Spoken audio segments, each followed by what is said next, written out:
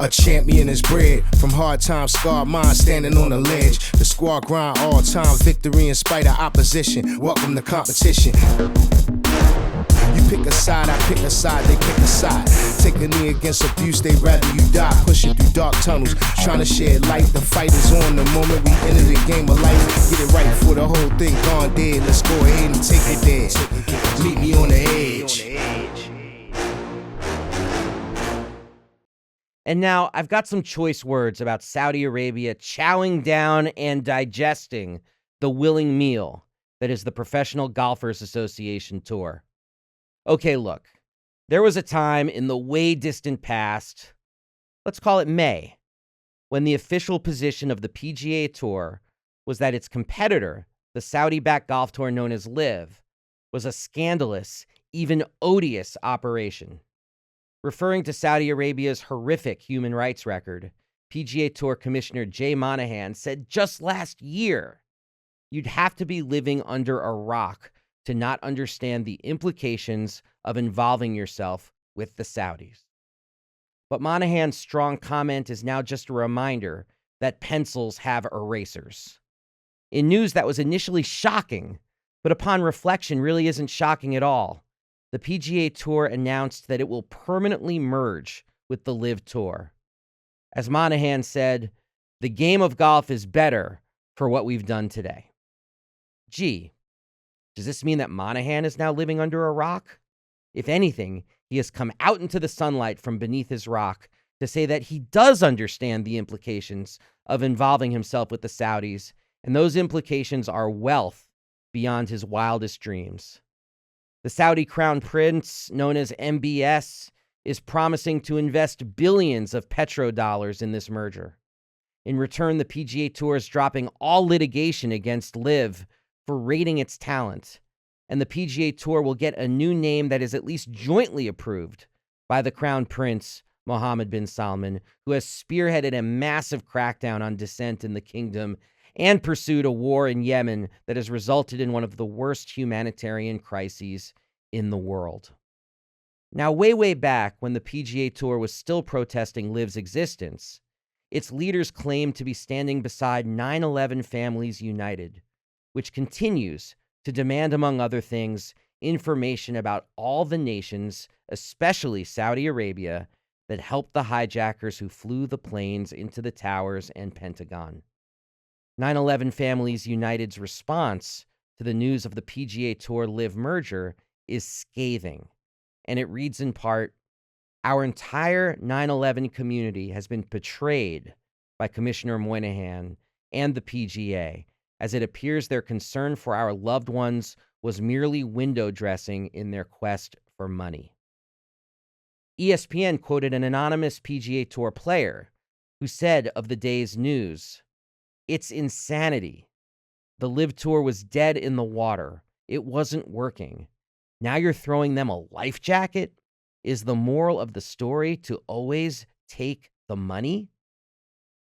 Well, yeah. The moral reminds what Danny DeVito said in the movie Heist. Everybody needs money. That's why they call it money. This announcement, I would argue, is best understood as the latest win in the Saudi kingdom's game of sports washing. That is, using sports as a shiny bauble to legitimize authoritarian regimes and distract from the regime's human rights abuses. And we got to say, it isn't surprising that Saudi Arabia would find a willing participant in the PGA Tour, a right-wing good old boy organization steeped in a good old boy brand of racism, sexism, and plantation nostalgia. Now it will happily re-embrace golfers it branded as traitors, literally, for leaving for LIV, such as Phil Mickelson, who took $200 million of Saudi money to leave the PGA Tour. At the time he took that 9-figure check, Mickelson said, and I quote, "The Saudis are scary mother bleepers to get involved with." Referring to Washington Post journalist Jamal Khashoggi, a Saudi citizen who wasn't just killed but beheaded and dismembered with a bone saw, Mickelson said, "We know they killed Khashoggi and have a horrible record on human rights.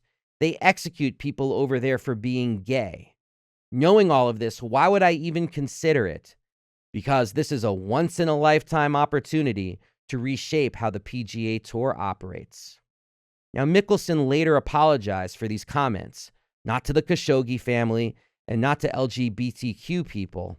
He apologized to the Saudi royal family. The PGA Tour's lack of human rights principles should surprise only the most naive among us. This is an organization that, of course, had a soft spot for Donald Trump. But then, of course, Trump also threw his lot in with the LIV Tour as part of his greasy charm offensive towards the Saudi royal family. Part of the price for getting close to the family was ignoring the murder of Khashoggi, and in return, LIV sent several tournaments to Trump-owned clubs, and a Saudi sovereign wealth fund led by the Crown Prince invested $2 billion in Trump's son-in-law Jared Kushner's new private equity firm just 6 months after Trump left office. Disgusting. What's particularly depressing about this episode is that last year, Trump presciently, it must be said, mocked the golfers who stayed with the PGA Tour and got on their high horses about Saudi human rights abuses. I want to read Trump's words, painful though it may be. He wrote on Truth Social, his idiotic social media page, "All those golfers who remain loyal to the very disloyal PGA in all its different forms will pay a big price when the inevitable merger with LIV comes, and you get nothing but a big thank you from PGA officials who are making millions of dollars a year. If you don't take the money now, you will get nothing after the merger takes place, and only say how smart the original signees were." Now, that unnamed PGA Tour player we quoted earlier, who asked whether the moral of this story is to always just take the money, in Trump's view, clearly, that answer is yes. Only suckers look past the money to focus on the blood on the floor. That thinking has now won the day among the PGA Tour brass.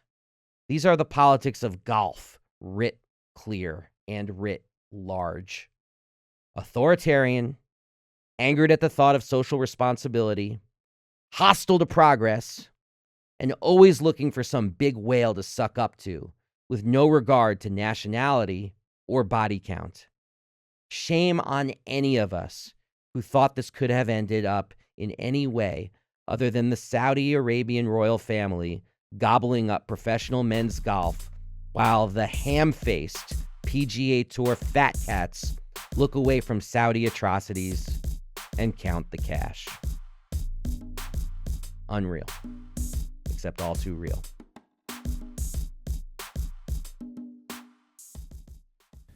Thank you so much for watching The Real News Network, where we lift up the voices, stories, and struggles that you care about most. And we need your help to keep doing this work, so please tap your screen now, subscribe, and donate to The Real News Network. Solidarity forever.